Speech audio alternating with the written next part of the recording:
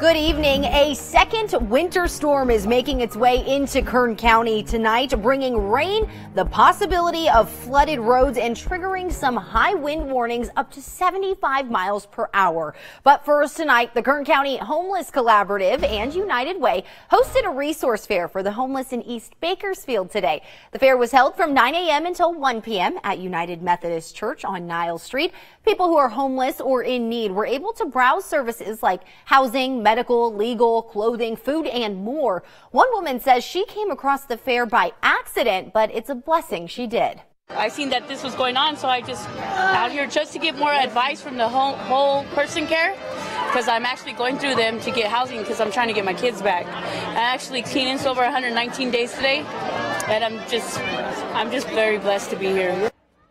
The resource fair, which is co-sponsored by Adventist Health, Era Energy, and Golden Empire Transit, is the first in a series that will extend into March.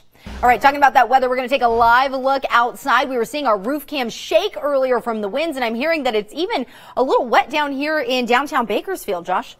Yeah, that second system of three has come into the area. So right now we're seeing today's high was 64, right around where we should be, around 59 degrees. A little bit warmer because this is a subtropical system coming through, so it's warmer moisture.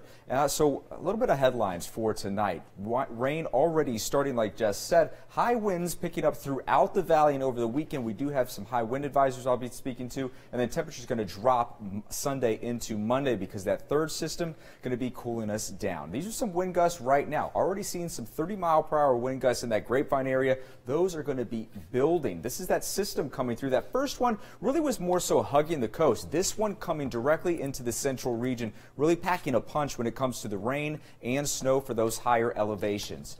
As we go zoom into, you can see that rain already making its way into the region. 46 degrees currently in Tehachapi, 58 around that Grapevine area. These are those watches and warnings that I was talking about. That wind advisory went into effect at 7 for Kern County. That's going to extend until Saturday at 4 p.m. Also, high wind warning when it comes to those higher elevations going into the Grapevine.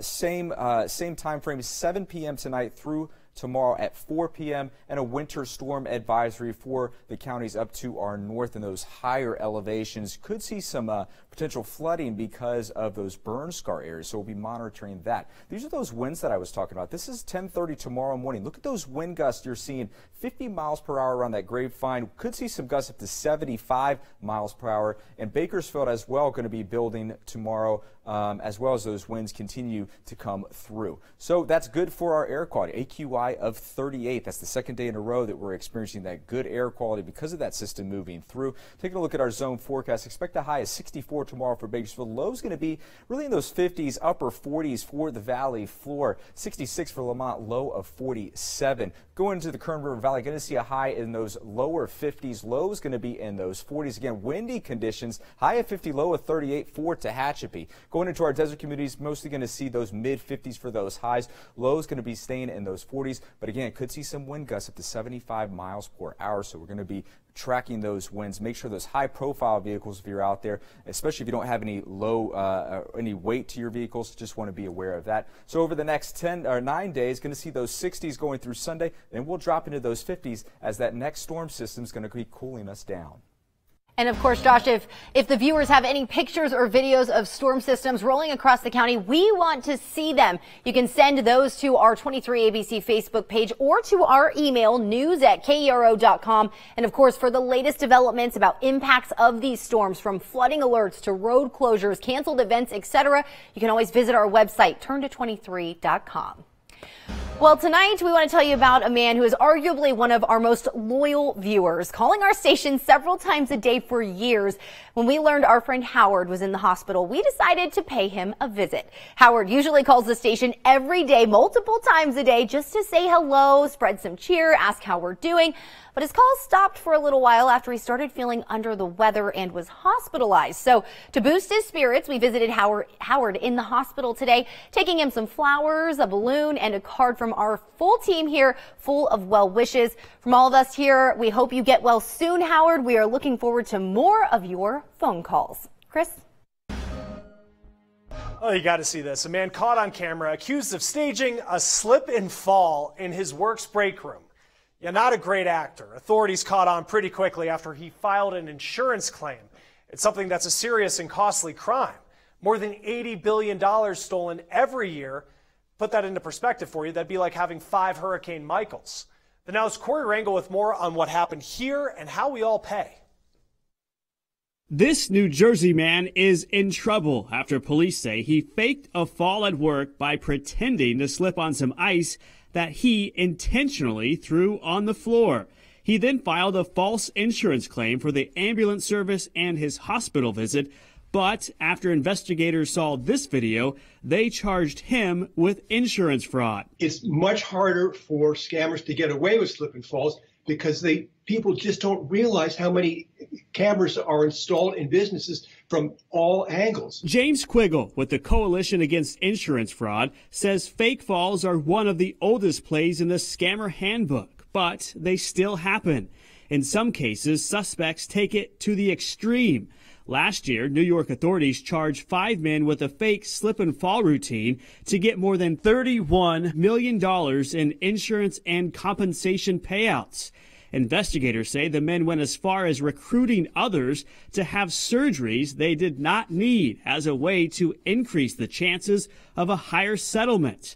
But in the end, we all pay. The losses and the cost of payouts for fake injuries are simply passed on to all of us at the cash register. Everyone in America is paying more for these injuries for other people's greed. For the Now, I'm Corey Rangel. Unbelievable, Corey. Thank you. All right, let's check back with our lineup here. And so many people's lives have been improved by LASIK eye surgery. But today, former FDA leader is questioning his role in helping approve LASIK. He sat down with our investigative team to explain why.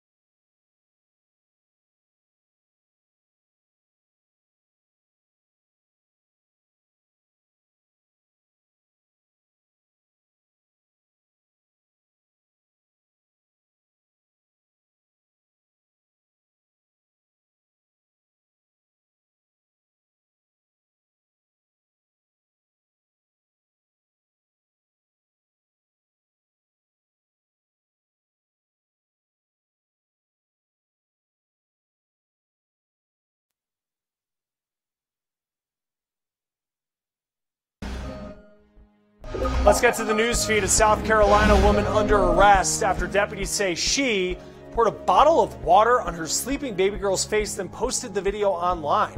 Woman posted it, calling it payback for the 9-month-old girl waking her up in the middle of the night. Well, the government's pushing back against an effort to save Sears. Sears is chairman trying to buy the company. But the government and other mall owners say it's really just a deal so he can wrongly obtain the brands of Kenmore and Die Hard tools. A judge expected to hear arguments on that Monday in New York. David's Bridal lowering prices, making some changes in hopes of staying open. The company lowering prices of bridesmaid dresses and adding more plus-size options. The company used bankruptcy last year to slash debt. They're still dealing with issues, though, like declining marriage rates in hopes of staying open. Well, the day after the Super Bowl is notorious for people not going to work. In fact, according to a workforce survey, almost 14 million people will play hooky this year. Office may be a little bit empty. Now, depending on your sick policy, though, you may want to rethink that. We're going to bring in the Now's Annie Taylor here with one retailer's big time off change and how it could impact all of us. This weekend, just in time for Super Sick Monday, Walmart is revamping its time off policy. So on the plus side, they are rewarding people who show up, giving out bonuses for people who don't frequently call out unexpectedly, and between $500 and $900 every quarter. They're also starting to offer paid time off days to hourly workers, 6 a year. And when you use those PTO days, they don't count against the bonus incentive. On the flip side, though, Walmart lowered the number of days you can unexpectedly call out, 5 every 6 months. It used to be 9 days. After the PTO, once you start dipping into those 5 days, you don't get the bonus and you could risk losing your job. Employee advocacy groups warn, though, this might encourage more people to come to work sick instead of calling out, which means there's the risk of infecting employees or even the customers. You have the burnout factor as well. Those days, you just need a mental break. I can attest to that. Yeah, no, for sure. But multiple studies, Chris, including one from the University of Phoenix, found that more than half of working adults feel like their companies don't think mental health is an acceptable reason to take off. But, you know, some days you wake up and you're like, I cannot mentally be at work. No, without question. But I will also say that for me, it just comes down, if you're sick, don't show up, because there's nothing worse when you're in the office, someone coughs, and then you're like, what's going on here? Yeah. What's going on? So rude. Yeah, no thanks. All right, Annie, thank you. Well, the biggest game of the year is on Sunday, and arguably the best part of the party is the food. Tonight on Simply Sweet, the Now's Allison Gargaro shows us how to make pizza with a twist that's sure to be a hit.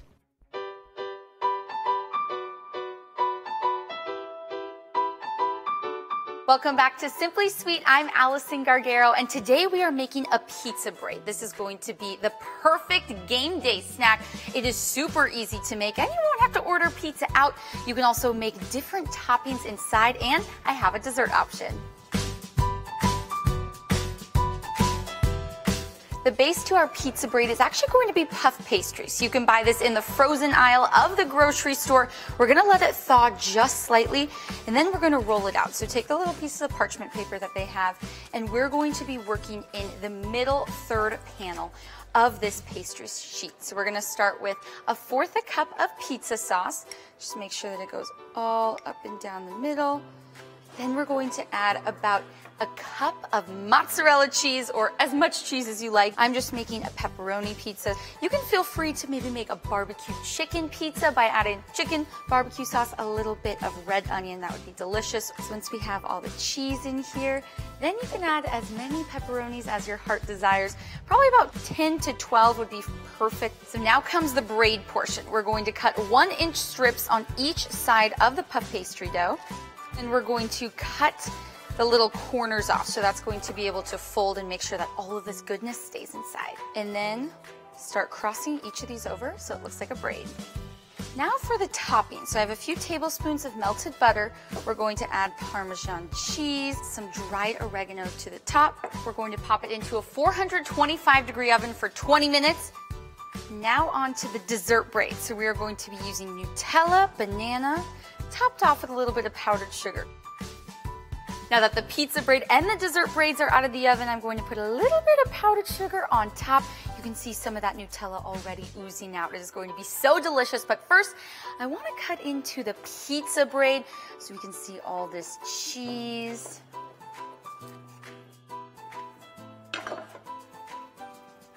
See all of this cheesy deliciousness. Oh, I mean, come on, that looks so good. Let me break the cheese a little bit so I can get a nice little bite in here. Oh my gosh. It literally tastes like a pizza, but not quite as heavy as a pizza dough crust would be. So it's actually really nice. The puff pastry does a really good job at that. And then that oregano and Parmesan that we had on top. Just so delicious. But now I need to try the dessert one. And you can see the banana in there as well as that Nutella. Let's give it a taste. Oh my gosh. The banana's nice and soft, so it gives it almost like a creamy texture, and that Nutella is just to die for. And then we get a little bit of crispiness from the crust. I mean, these are delicious. Your friends and family are absolutely going to love it. Something perfect maybe to have before the game, during halftime, as well as after. They are going to love this, and I can't wait to hear what you guys think of these recipes. Let me know on my Facebook page, Simply Sweet Allison. Thank you. Professional kitchen and appliances provided by Earners, Kern County's appliance leader.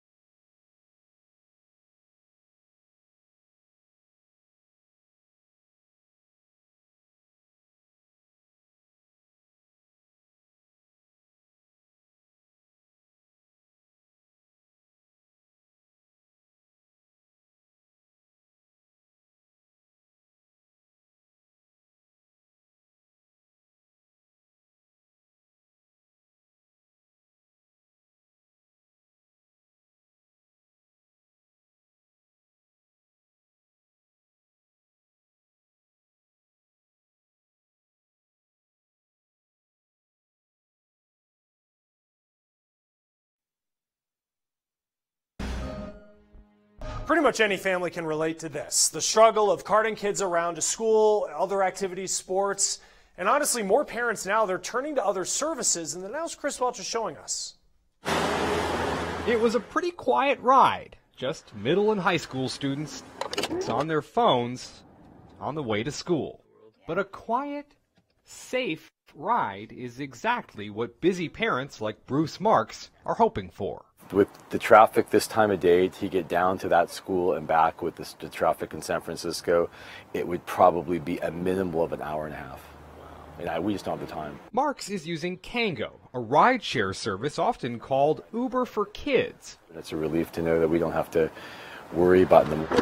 But unlike Uber, the vetting process for drivers here is more thorough. And drivers like Elsa Calical, who give their fingerprints and have to pass a series of background checks, in a way, act as caregivers too. Are you nervous? Yeah. Your child can get the same driver and they get to know each other. So it's not like a regular rideshare company where you get a different rider all the time. You build relationships with these kids. So a parent can select, I like these 3 drivers and I want them to be the only ones that pick up my kids. Yeah, they can. Sarah Scher is co-founder and CEO and says the idea actually started as an app to coordinate carpooling among groups of parents. But she was hearing a common complaint. Or they would say, I actually have so much of a need that I can never reciprocate. I can't actually carpool. I need my kid to be driven all the time. Kango is now one of a few apps that offer this kind of service. It does cost more than, say, a regular Uber ride, but Cher says they're providing something other ride shares can't. Our philosophy is you want to have, obviously, physical safety and security, but also emotional safety and security. And that goes for parents and kids. Reporting in San Francisco for The Now, I'm Chris Welch. Chris, thank you. And we're finding some colleges are changing their financial models to drastically cut costs for students. Monday on The Now, we're at one of those schools showing you how they're making this happen.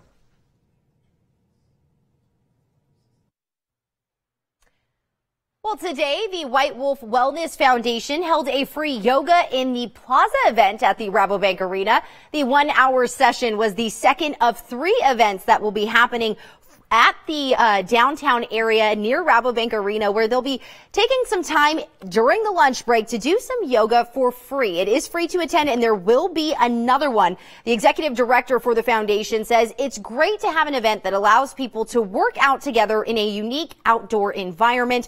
The next one will be in March. For more details on the dates, just head to our website, turnto23.com. Well, couples with a love of breakfast that are looking to tie the knot may want to head to Vegas this Valentine's Day. Denny's is offering $99 weddings in their chapel on February 14th. This is not a hoax. This is real. The ceremony includes a silk bouquet for the bride and a flower for the groom. A champagne toast is also included, along with a ceremony certificate. For an extra fee, you can also get pancake pops. Oh yeah, this is real. Let us know if you go. We'd like to see some pictures and hear all about it. Of course, coming up tonight on 23 ABC News at 11, it is 23 ABC night at the Condors. We are going to take you inside that, the free jersey giveaway, and some familiar faces that were there to drop the puck tonight. We have that and so much more coming up tonight on 23 ABC News at 11. We were also talking about it earlier, Josh. The Condors were going for a their 9th straight win tonight. 9th straight win, and yeah. we said if it doesn't happen, we're going to blame Tim Callahan. Yeah, we're blaming Tim Callahan. His fault. He can never go back to another game. Yep. Okay. Right, that's the plan. In the meantime, though, on a more serious note, we do have some pretty serious weather moving through.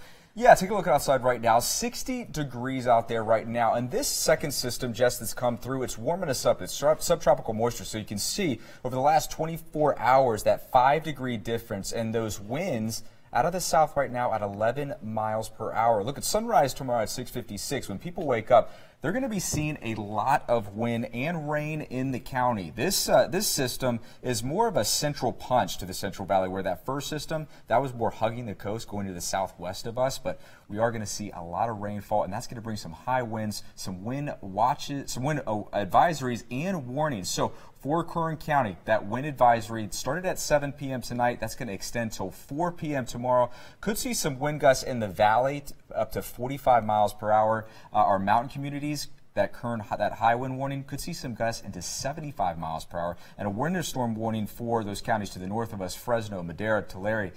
Those burn scar areas, got to watch for potential flooding there, mudslides as well, because of the ground and with all of that saturation. So over the next 9 days, we're staying right around seasonal norms today and tomorrow. That third system coming through Monday, Tuesday, that's a cold front. That's going to be cooling us down. So we're going from 60s, high 50s on Monday, and then look at Tuesday and Wednesday, highs of 50, maybe even potentially getting into those 40s. So we are going to be cooling down midweek before we start to climb as we head into next weekend. So first weekend of February, pretty active when it comes to weather. Hard to believe that January just flew by like that, right? Yeah, it feels like it flew by, number one, and it did not feel like winter, quote unquote, in January at all. February, it's starting it off right. A little different. Going to see some snow, especially in our mountain communities. Yeah, exactly. But as much as I want to complain about 50 being the high, I'm thinking about everybody across the country who's dealing with the suffering this freezing temperatures. Very serious. So. All right. Yeah, we're going to continue to track that. And don't forget, send us your pictures, send us your videos that you see out there. And of course, you can stay up to date with the latest flooding, road closures, weather that we're tracking online at turn to23.com or our mobile and tablet app. We'll see you back here tonight for 23 ABC News at 11.